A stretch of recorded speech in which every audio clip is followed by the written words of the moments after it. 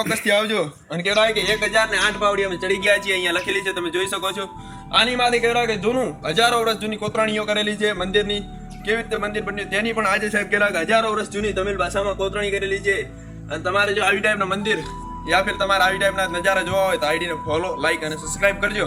અહીંયા પણ હજારો માણસો આવે છે, મનતા માને છે, જેને પણ દુઃખ બીજું કાંઈ પણ હોય તે આવી ટાઈપ કરીને જાય છે. અહીંયા હજારો છે કેરા કે સીડીઓની બાજુમાં ખૂબ જ આવી ટાઈપના બનાવેલા છે.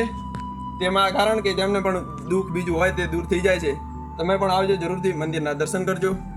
બાકી જય સિયારામ. જ્યારે પાવડીઓમાંથી યાત્રાળુઓ કહેવાય કે દર્શન કરવા જતા હોય ત્યારે થાક લાગે ને ત્યારે સાહેબ આવી ટાઈપના બનાવેલા છે, જ્યાં અંદર તમે આરામથી વિશ્રામ કરી શકો છો. સાઈડમાં પાણીનું પણ સાહેબ સુવિધા છે, પાણી પણ પી શકો છો.